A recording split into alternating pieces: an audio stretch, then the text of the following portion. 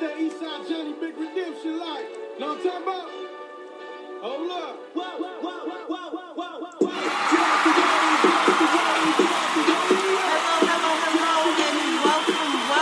welcome.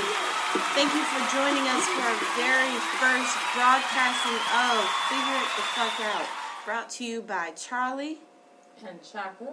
We are here today to bring some amazing and some refreshing new vibes and new aspects of life to some things that you already know, which is why it's called Figure It the Fuck Out, because we're going to help you figure it the fuck out, as well as we're going to help ourselves figure some shit out. Just to kind of introduce you to us a little bit, my name is Megan. I go by Charlie. We'll be talking to you guys from our workplace, so if you hear a bunch of rustling papers and stuff, please forgive us, but we wrote this whole show down because we just didn't want to mess it up, you know what I'm saying? But I'm living here in Georgia right now, originally from Charlotte, North Carolina. Been in Georgia for about 20 years almost. I'm a mother of two. I run a Kirby office, which is, to those who don't know, it is the most amazing vacuum that's on the market, but that's another subject for another day. Just give me a little bit of an explanation of who I am and why I'm here. Really, this idea adapted from us being in a very, very bad mood one day, got pissed off, tried to make ourselves laugh and entertain ourselves for a couple minutes, and this idea just kind of popped into our head.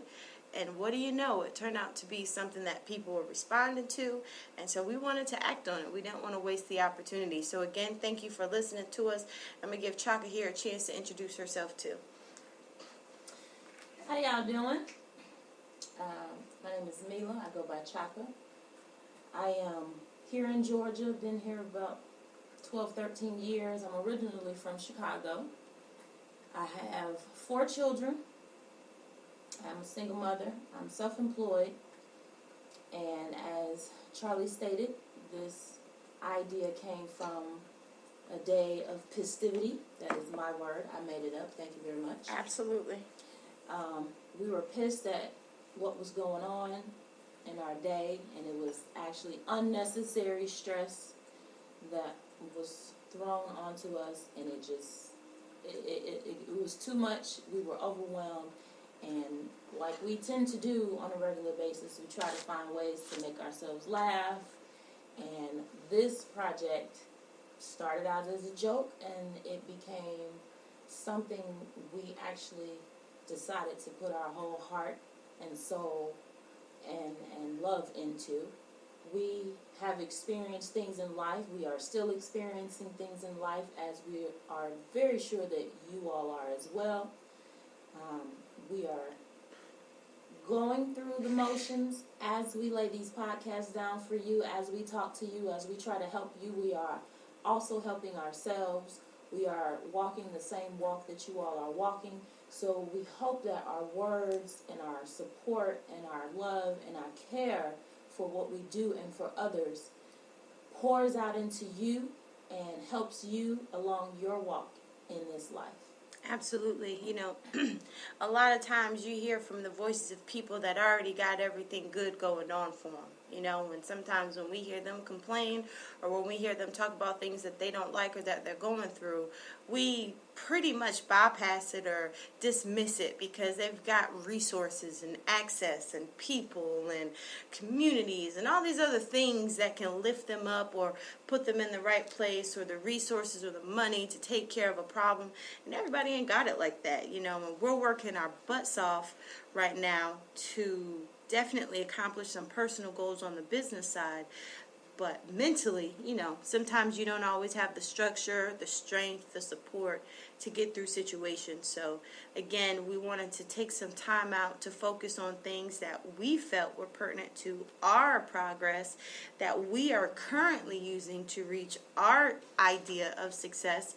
And we hope through this podcast you can actually start to develop your own ideals and philosophies and what you want to actually achieve and accomplish, and maybe we can give you some new ideas and give you some new interests in life, and hopefully even eventually we get a chance to include some of you into what we got going on, and you can give us your feedback or even respond and ask questions. So, thank you again. We're so excited. We don't even really know what to talk about sometimes. We might just hop on here and just start talking shit because that's how we feeling for the moment. But we got to tell you how we feel because everybody tells us how they feel, but we don't always get to work through them emotions. So we're going to work through it together as a family, as a team. And like Mila said, we're going to just pour a lot of love into you guys. We're going to try to make you laugh. We have our moments where we're a little ignorant, and that's okay because that's just how it be sometimes, And this world is so forcing you to be politically correct about everything, and if you don't do it this way, it's the wrong answer, and everybody's trying to tell you how to live your best life, as they say, and realistically, they don't even know where you're coming from or what you're going through. They could never understand it, come from two different worlds. And I think that's what's most special about Chaka and myself is because, I grew up in more of a well-to-do scenario. My parents were also in Kirby. My dad did it for 47 years, and he's still traveling the world right now, teaching and inspiring people. My parents have been very, very successful. And so I was pretty much born into a situation where I never had to struggle and think about things. And it wasn't until I started to grow up and make decisions for myself, be it good or bad, that I really realized that there was a totally different world out there that people were living that I hadn't been introduced to because of my privilege. And it humbled me, and it gave me a sense of understanding and direction. And though the path that I chose wasn't exactly what my parents had set up for me, I have to say I've done pretty damn good. And now I'm ready to explore that idea with other people. Whereas, Chaka, she didn't necessarily come from that same place, did you? No, I actually came from a sheltered home. My parents were in the home, but my home had lots of domestic violence in it. I was not given the opportunity to go out into the world and have normal friends, go to parties, things like that.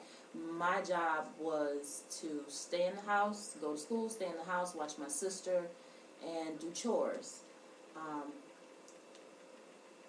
I did not have the support from my parents as I thought I should because there were many things that I wanted to do during school and they told me that I couldn't. One of my goals was I wanted to be a singer. I come from a family of singers, but my father told me no, and that was the end of that. I didn't have a lot of friends, didn't go out like normal kids do. I was basically sheltered. So in my growing up, I was forced, so to speak, to stay in a bubble.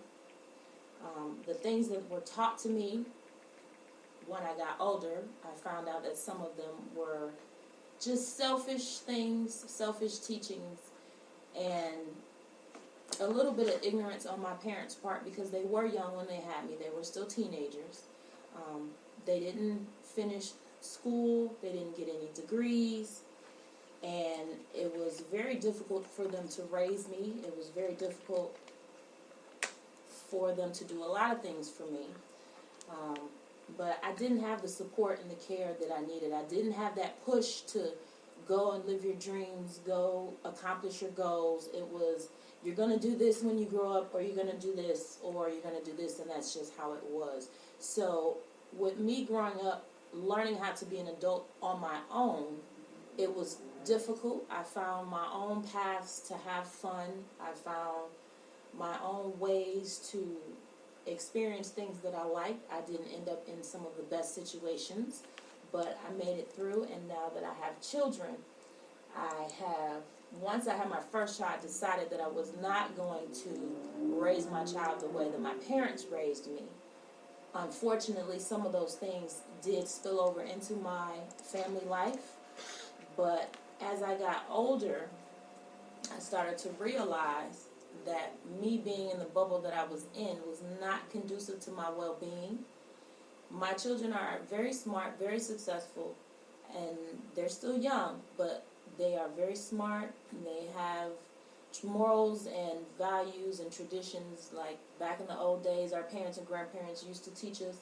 I continue to instill certain morals and values into my children, and I must say, with the example of my oldest daughter, most of that paid off. She's doing very well in a whole nother state on her own.